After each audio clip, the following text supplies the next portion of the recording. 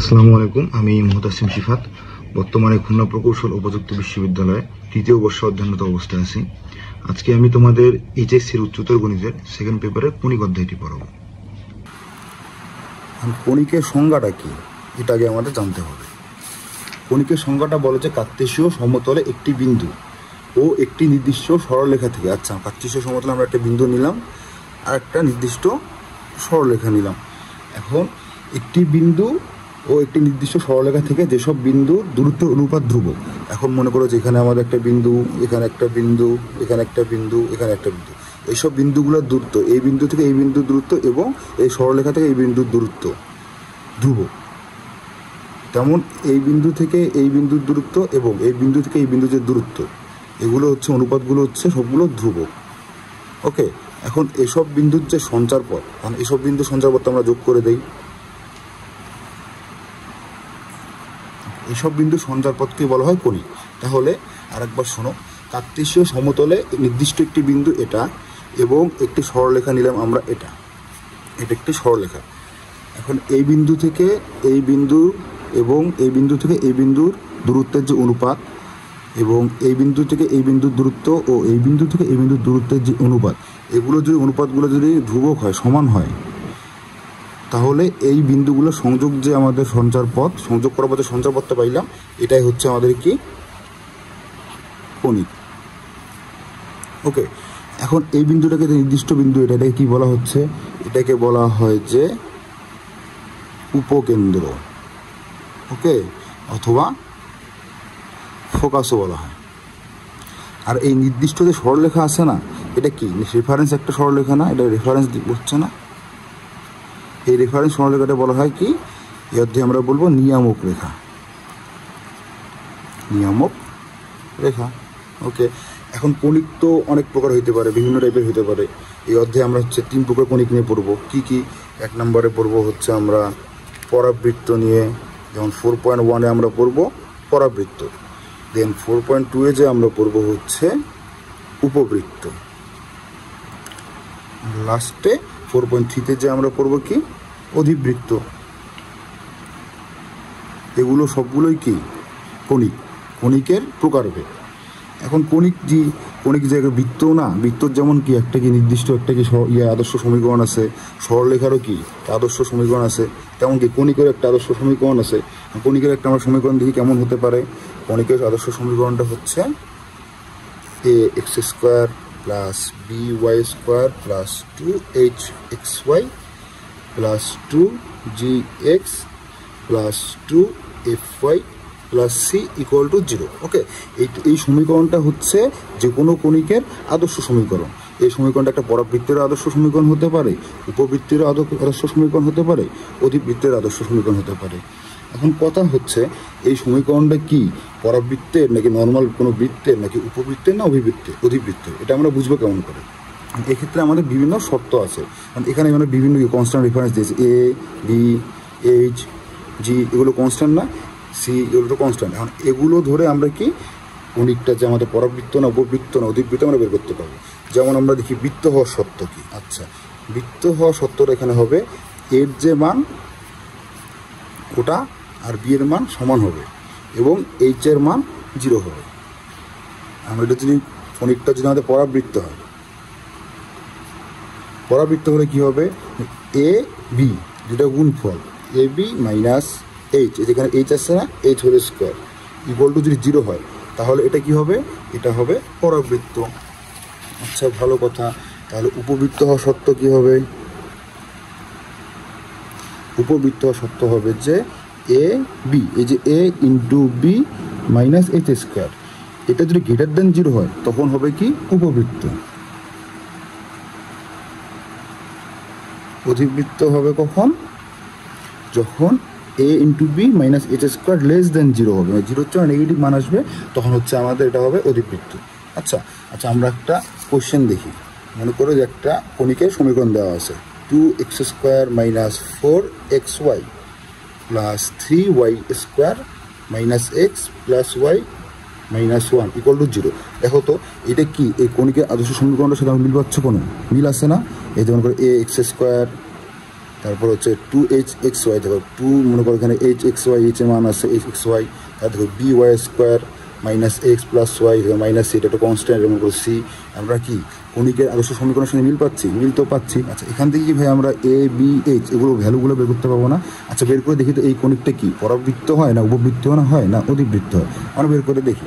আচ্ছা, এখন আমরা সমীকরণের সাথে তুলনা করি। মানে a x square plus b y square plus 2hxy plus 2gx plus 2fy plus c equal to 0। Okay, এখানে এর ভ্যালু কত কম্পেয়ার করো। এর ভ্যালু পাচ্ছি আমরা 2by স্কোয়ার, তার মানে এখানে বি এর ভ্যালু কত? বি এর ভ্যালু পাচ্ছি আমরা বি ইকুয়াল টু 3। ওকে, ভালো কথা। তারপর দেখো এইচ এর ভ্যালু নেবে 2hxy। এখন এক্স ওয়াইয়ের সাথে গুণ করলে আমরা কোন রাশিটা পাই? এখানে শুধু এক্স আছে, এখানে শুধু ওয়াই আছে। এখানে দেখো এক্স ওয়াই একটা গুণ আছে, এখন 2hxy এটার সাথে আমরা কম্পেয়ার করবো কি -4xy। ওকে, এখান থেকে আমরা কি এইচ এর ভ্যালুটা বের করা লাগবে না? এইচ এর ভ্যালুটা বের করতে পারবো না? অনেক ইজি। এইচ এর ভ্যালুটা আমরা বের করতে পারবো জন্য এইচ ইকুয়াল টু মনে করো -4xy আছে ভাগ 2xy করে দিলাম। xy কেটে গেল, 2 কেটে গেলো, এইচ এর ভ্যালু তাহলে কত হইলো? -2। এখন আমরা করবো কি a into b minus h square, এটা ভ্যালুটা বের করে দেখি আমাদের কত আসে। এটার ভ্যালুটা যদি আমাদের 0 আসে তাহলে হবে কি পরাবৃত্ত। এটার ভ্যালু যদি আমার গ্রেটার দেন যদি 0 আসে তাহলে উপবৃত্ত, আর যদি লেস দেন 0 হয় তাহলে এটা অধিবৃত্ত। আচ্ছা, আমরা দেখি এর মান কত 2 ইন্টু বি এর মান কত 3 মাইনাস এইচ স্কোয়ার, এইচ এর ভ্যালু কত পেয়েছি 2, তো -2 হোল স্কোয়ার। ওকে, এখন 3 দুগুণ কত হচ্ছে? 3 দুগুণ 6, 3 দুগুণ 6 মাইনাস এখানে কত হবে 2 -2 এর উপর স্কোয়ার করলে 4 ইকুয়াল টু কত হচ্ছে? 2 হচ্ছে। তাহলে কি a b minus h square এখানে কি গ্রেটার দেন 2 হচ্ছে না? তাহলে এটা কোন সত্য সাপেক্ষে গুণ হচ্ছে? এটা কি a b minus h square greater than 0। এটা কি 2 কি গ্রেটার দেন 0 না? এটা অবশ্যই গ্রেটার দেন 0। তার মানে এটা কি এই সমীকরণটা কিসের সমীকরণ হবে? এই সমীকরণটা উপবৃত্তের সমীকরণ হবে। এখন এইচএসসিতে তোমাদের এমসিকিউ এই টাইপের অনেকগুলো কোশ্চেন হয়। একটা আর কি এমসিকিউতে একটা এরকম কণিকের সাধারণ সমীকরণ তৈরি দেবে, বলবে উপরোক্ত সমীকরণটি কোন কণিক নির্দেশ করে। তোমার এখানে অপশন থাকবে আমাদের পরাবৃত্ত, বৃত্ত, উপবৃত্ত, অধিবৃত্ত। এখন আমরা এইভাবে এ বি এইচ এর ভ্যালুগুলো বের করে এই সত্যটা ম্যাচ করে দেখবো যে আসলে সমীকরণটি কী। আচ্ছা, কণিকের সংজ্ঞা থেকে আমরা তখন কি জানলাম? যে একটা নির্দিষ্ট সরলরেখা থাকবে, একটা নির্দিষ্ট বিন্দু থাকবে, আর কণিকটা হবে কি এটা যদি কণিক হয় এই বিন্দু থেকে এটা কি দেখলাম আমরা, এটা হচ্ছে উপকেন্দ্র এই বিন্দু থেকে যে কণিকের যে সঞ্চার পথ, এখানে একটা আমরা পয়েন্ট ধরলাম, সাপোজ ধরো এটা হচ্ছে পি, x1 y1 ধরলাম। ওকে, এই বিন্দু থেকে এই বিন্দু যে দূরত্ব, এই বিন্দুকে আমরা হচ্ছে এস ধরে নিই, উপকেন্দ্র এস, এটা মনে করো পি কি। এই বিন্দু থেকে এই বিন্দুর যে দূরত্ব, এটা কি নিয়ামক রেখা না? এই বিন্দু থেকে নিয়ামক রেখার উপর একটা দূরত্ব আমরা নিই, মনে করো এটা এম। এটার দূরত্ব কি হবে? এটার দূরত্ব হবে তোমার ধ্রুব। আর এই বিন্দু থেকে এই বিন্দুর জুড়ে আমরা একটা দূরত্ব নেই, নিলাম মনে করি এই পয়েন্ট থেকে এই পয়েন্টের দূরত্ব সেম কি, এই পয়েন্ট থেকে এই পয়েন্টের একটা দূরত্ব মনে করি, এটা মনে করো কিউ ধরো, এটা হচ্ছে এন। তাহলে কি হবে? এটার অনুপাত আর এটার অনুপাত, এটাও কি ধ্রুবক, সেম ধ্রুবক হবে। মনে করো এস পি ভাগ যদি পিএম করি, যদি আমরা একটা ভ্যালু পাই, মনে করো 2 পাইলাম, সাপোজ, হ্যাঁ সে 2 পাইলাম, দেন কী হবে এক্স কিউ ভাগ কি কিউ এন, এটার ভ্যালু কী হবে? সেম 2 হবে। ওকে, তাহলে কণিকের যে আমরা যে সংজ্ঞা আছে, সংজ্ঞা থেকেই আমরা এটা লিখতে পারি না, মনে করো যে এস পি ভাগ পি এম ইকুয়াল টু কি কনস্ট্যান্ট লিখতে পারি না, ওরা যেটা কনস্ট্যান্ট হবে সেম কি হবে? সেম মনে করো যে এস কিউ ভাগ কিউ এন, এটা ইকুয়াল টু কি সেম কনস্ট্যান্ট হবে, সেম কনস্ট্যান্ট হবে। ওকে, এখন এই কনস্ট্যান্টটাকে আমরা ধরে নাও যে ধরো মনে করো এই কনস্ট্যান্টটা হচ্ছে ই। এই ইকে বলা হয় কি? এই ইটা হচ্ছে উৎকেন্দ্রিকতা, উৎকেন্দ্রিকতা। ওকে, আর এই রেখাটা কি? এটাকে নিয়ামক রেখা বললাম না? নিয়ামক রেখাটা কি? এটাকে সরলরেখা না? তো সরলরেখার সাধারণ সমীকরণ কি? Plus m y plus h equal to 0। এটা একটা সরলরেখার কি সাধারণ সমীকরণ, l x plus m y plus h equal to 0, সরলরেখার একটা সাধারণ সমীকরণ। আচ্ছা, তাহলে এখন আমরা কি এখান থেকে কী আসতে পারি? এসপি এর দূরত্ব নির্ণয় করতে পারবো না, তেমন কি পিএম এর দূরত্ব নির্ণয় করতে পারবো না। নির্ণয় করে দেখি তো, SP equal to E into PM হয়। আচ্ছা, ভালো কথা। এসপি, এস পয়েন্টের আমরা কি পয়েন্ট পাইলাম না পি আর কিউ ধরে নিচ্ছি, এরকম কি কণিকের উপরে আছে যখন একটা বিন্দু পি, পি এর কি এক্স আর ওয়াই ধরে নাও। ওকে, আর এসপি এর দূরত্ব তাহলে কী হবে? এসপি এর দূরত্ব হবে এক্স, একটা পয়েন্ট কি x minus p whole square, আর একটা পয়েন্ট কি ধরলাম y plus y minus q whole square equal to e. E আছে, এখন পি এম দূরত্ব কী হবে? দেখো এই পি পয়েন্ট থেকে এম পয়েন্ট, এটা কি এই সরলরেখাতে লম্ব অবস্থায় আছে না? দেখো তো, বুঝতেছো? এই সরলরেখা থেকে এই পি এমটা কি লম্ব আছে না? এখন কি সরলরেখা অধ্যায় শেখো নাই তোমরা? একটি সরলরেখা লম্ব কোনো একটা এম পয়েন্টে, এটা এম পয়েন্ট, একটি সরলরেখা এম পয়েন্টে কোনো যদি আমরা একটা লম্ব নেই, এটা সমীকরণ কী হবে?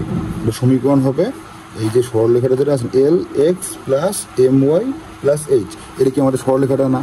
সরলরেখাটা লিখলাম ভাগ এই সরলরেখাটা তোমার যে এক্সের সহগ আর ওয়াইয়ের সহগ, এর square plus m square whole square, এটা মডুলাস দিয়ে দেবো। ওকে, তাহলে এইটা কী পাইলাম আমরা? এটা কণিকের সমীকরণ পাইলাম না? এটা একটা আমরা কণিকের সমীকরণ পাইলাম না? এখন ওইখানে আমাদের দেখো কী কী লাগতেছে, এক্স আর পি লাগতেছে। পি কি? উপকেন্দ্রের কি একটা কি ভুজ, উপকেন্দ্রের ভুজ। কিউ কি? উপকেন্দ্রের কোটি। তেমন কি এক্স কি? কণিকের যে কোনো একটা বিন্দুতে কি, কণিকের উপরে হচ্ছে যে কোনো একটা বিন্দুর কি ভুজ। ওয়াই কি? কণিকের উপরে হচ্ছে যে কোনো একটা বিন্দুর কি কোটি। ওকে, এগুলো যদি আমরা জানি দেন হচ্ছে মনে করো আমাদের সরলরেখাটা, নিয়ামক রেখা, এটা কি সরলরেখা না? সরলরেখার সমীকরণটা যদি জানি তাহলে কি আমরা কণিকের সমীকরণটা বের করতে পারবো না? ইজিলি বের করতে পারবো। তাহলে আমাদের কোশ্চেনের মধ্যে যদি উপকেন্দ্র আর নিয়ামক এর সমীকরণ থেকে করণ এই দুটো যদি দেওয়া থাকে তাহলে আমরা কি এই সূত্র ইউজ করে ইজিলি আমরা সমীকরণটা বের করতে পারবো না? মনে করো যে কোনো একটা কোশ্চেনে একটা কণিকের উপকেন্দ্রটা বলে দেওয়া আছে, মনে করো যে 2r5, আর হচ্ছে আমাদের নিয়ামক রেখা, যেটা নিয়ামক রেখা একটা সরলরেখা না, সরলরেখার সমীকরণটা দেওয়া আছে, তাহলে কি আমরা ইজিলি কি ওই কণিকটার সমীকরণটা বের করতে পারবো না? কীভাবে? এই সূত্র দিয়ে, এই সূত্র দিয়ে কি এক্স মানে কণিকের উপস্থিত যেমন একটা বিন্দু এক্স মাইনাস মনে করো যে আমাদের কি উপকেন্দ্রের যে ভুজটা দেওয়া আছে, উপকেন্দ্রটা আমাদের বলে দেওয়া থাকে, ওটা বসে দিলাম আমি, তোকে ধরে নিচ্ছি p whole square plus y, কণিকের উপস্থিত যে কোনো একটা কি বিন্দু কোটি মাইনাস কি উপকেন্দ্র কোটি লাগবে, উপকেন্দ্রকে ধরলাম যে আমরা q whole square equal to e কি উৎকেন্দ্রিকতা। কিন্তু এখন যে আমাদের নিয়ামক যে সরলরেখা, নিয়ামক রেখা, ওটার যদি সমীকরণ দেওয়া থাকে ওই সমীকরণটা লিখে নিব l x plus m y plus h, modulus দিয়ে দেবো এক্সের সহগের উপর স্কোয়ার প্লাস ওয়াইয়ের সহগের উপর স্কোয়ার। কি যে আমরা কি কণিকের সমীকরণটা বের করতে পারছি না? আচ্ছা, এখন এই অধ্যায়ের যে প্রথম পার্ট আছে, প্রথম পার্টে কি আমরা পরাবৃত্ত নিয়ে পড়াশোনা করব। পরাবৃত্ত কি? পরাবৃত্ততে এক প্রকার কণিক। ওকে, পরাবৃত্তের একটা সাধারণ সমীকরণ, আমরা কণিকের সাধারণ সমীকরণ দেখছি না, পরাবৃত্তের একটা সাধারণ সমীকরণ আছে। এটা কি হতে পারে? Y square equal to 4ax, এটা হতে পারে, অথবা x square equal to 4ay, এটা হতে পারে। এখন দেখো ভাইয়া, তোমরা তো বলতে পারো যে ভাইয়া একটু আগেই তো বললে কণিকের সাধারণ সমীকরণটা কেমন হবে? কণিকের সাধারণ সমীকরণটা আমি একটু আগে এটা বললাম। এখন পরাবৃত্ত কি? পরাবৃত্ত তো একটা প্রকার কণিক, তো এই সমীকরণটা এরকম হলো কেন? আচ্ছা ভাইয়া, আমি বলছিলাম কি যে পরাবৃত্ত একটা সত্য ছিল না? কি বলছিলাম? A b minus h square equal to 0, তাই তো? এখন এখানে দেখো তো এর মান কত? এখানে এর মানটা হচ্ছে 0। এ কি? এ হচ্ছে এক্স স্কোয়ার সহ, এখানে কোনো এক্স স্কোয়ার আছে নাই, তাই এর মান 0। বি কি? বি হচ্ছে ওয়াই স্কোয়ার সহ, ওয়াই স্কোয়ার সহ এখানে কত 1। এইচ কি? এক্স ওয়াইয়ের সহ, এক্স ওয়াই কোনো আছে নাই, তাহলে এইচের মানও 0। এখন এখানে মানগুলো বসাও তো কী হয়? এ বির মান, এর মান 0 ইন্টু বি এর মান 1 মাইনাস এইচের মানও 1 ইকুয়াল টু কত হচ্ছে? 0 হচ্ছে না? 0 ইন্টু 1 মানে 0 মাইনাস 0 ইকুয়াল টু 0 হচ্ছে না? তাহলে কি এটা পরাবৃত্তের কি সত্যটা মান দিছে? তার মানে কি এটা একটা পরাবৃত্ত। সেমভাবে এটা কি? এখানে দেখো তো এক্স স্কোয়ারের সহগ এ, এটা কত আছে? 1 আছে। ওয়াই স্কোয়ারের সহগ বি, ওয়াই স্কোয়ারে কোন আছে? নাই, তার মানে কি বি এর মান 0। ওকে, দেন কি এইচের মান কি? এক্স ওয়াইয়ের সাথে যে সহগটা থাকবে ওটা, এখানে এক্স ওয়াই আছে, কোনো টার্ম নাই, এটাও 0। সেম এখানে এ বি মাইনাস এইচ স্কোয়ার করলে কী হচ্ছে? এটাও 0। তার মানে কি এই দুইটাও কি আমাদের, এই দুইটা হচ্ছে আমাদের পরাবৃত্তের সমীকরণ। আচ্ছা, এখন কোনো পরাবৃত্ত যদি এটা হয় y square equal to 4ax, ওই পরাবৃত্ত ভাইয়া দেখতে কেমন হবে? তাই না? এটা তো আমরা গ্রাফে অ্যাড করে দেখতে পারি যে দেখতে কেমন হবে। আচ্ছা, আমরা একটা মনে করো ওয়াই অক্ষ আর এক্স অক্ষ নিলাম। এটা এক্স অক্ষ, এটা হচ্ছে ওয়াই অক্ষ। এখানে শর্টকাট ট্রিক্স হচ্ছে যে আমাদের যদি পরাবৃত্ত সমীকরণ Y square equal to 4ax হয়, মানে ওয়াইয়ের উপর যদি আমাদের দ্বিঘাত থাকে এবং এক্সের উপর যদি কোনো দ্বিঘাত থাকে না, শুধুমাত্র এক ঘাত থাকে, সেক্ষেত্রে আমাদের কণিকটা হবে এইরকম। মানে মনে রাখার বুদ্ধি হচ্ছে যেটার উপর দ্বিঘাত থাকবে না কণিকটা, সেটা বরাবর কি থাকবে, মুখা করে থাকবে। আচ্ছা, এক্ষেত্রে এখানে কি আছে দেখো তো, এটা হচ্ছে ওয়াই, এটা হচ্ছে এক্স অক্ষ, ভালো কথা। এখন এখানে দেখো তো এক্সের উপর স্কোয়ার আছে, তারপরে স্কোয়ার নাই কার উপর, দ্বিঘাত নাই কার উপর, ওয়াইয়ের উপর। তার মানে কণিকটা কার দিকে মুখা করে থাকবে, কণিকটা ওয়াইয়ের দিকে মুখা করে থাকবে। খুবই না। এখন মনে করো যে এটা কি এক্সের কি পজিটিভ অ্যাক্সিস, এটা কি নেগেটিভ অ্যাক্সিস না, সেমভাবে এটা কি পজিটিভ, এটা নেগেটিভ, এটা কি পজিটিভ, এটা নেগেটিভ, তাই তো, পজিটিভ নেগেটিভ। এখন আমাদের কণিকের সমীকরণটা যদি পরাবৃত্তের সমীকরণটা যদি এরকম হয়, y square equal to -4ax। Okay, এখন এটা বলো তো কী হবে, এটা তো এক্স অক্ষ, এটা তো ওয়াই অক্ষ। এখন দ্বিঘাত নাই কার উপর, দ্বিঘাত নাই হচ্ছে ওয়াইয়ের উপর আছে, এক্সের উপর না, তারা কি এক্সের দিকে মুখা করে থাকবে। কিন্তু ভাই এক্সের সামনে এখানে কি আছে, নেগেটিভ আছে, এটা তো এক্সের পজিটিভ অ্যাক্সিস, তাহলে কি এক্সের দিকে মুখা করে থাকবে ঠিক, কিন্তু কথা হচ্ছে এটা যেহেতু নেগেটিভ, এক্সের নেগেটিভ অ্যাক্সিসের দিকে মুখা করে থাকবে। এটা কি y square equal to -4ax। সেইমভাবে আমাদের যদি সমীকরণটা এরকম হয়, x square equal to -4ay, তখন কি হবে, তখন হবে এই যে এটার তো কি পজিটিভ ওয়াই অ্যাক্সিস, এটা পজিটিভ এক্স অ্যাক্সিস, এটা হচ্ছে নেগেটিভ এক্স অ্যাক্সিস, এটা নেগেটিভ ওয়াই অ্যাক্সিস। এখন এখানে দেখো তো দ্বিঘাত নাই কার উপর, দ্বিঘাত নাই হচ্ছে ওয়াইয়ের উপর, তার মানে কি ওয়াই অ্যাক্সিসের দিক মুখা করে থাকবে। ওয়াই অ্যাক্সিসে কি নেগেটিভের, যেহেতু নেগেটিভ আছে তার মানে কি নেগেটিভ এই পাশে, কণিকটা এরকম হবে।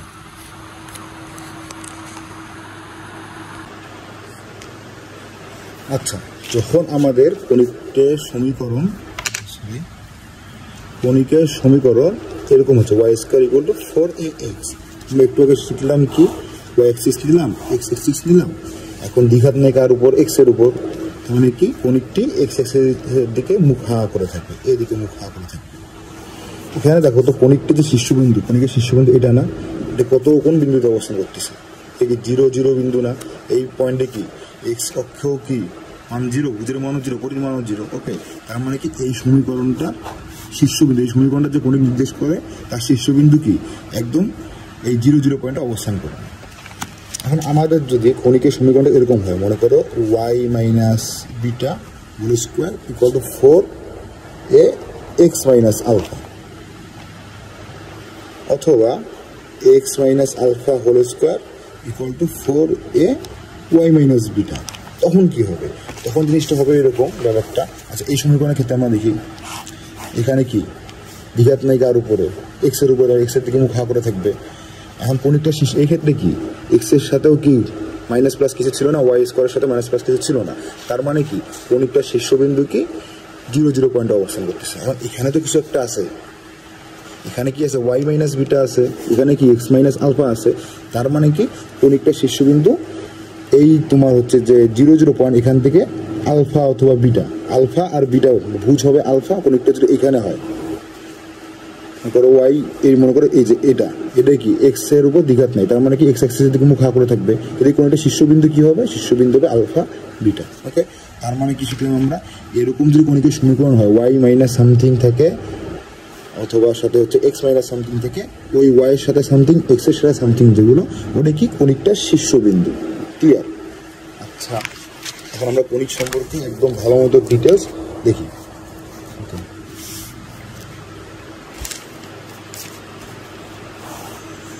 এটা আমরা নিলাম এক্স অ্যাক্সিস, এটা আমরা নিলাম কি ওয়াই অ্যাক্সিস।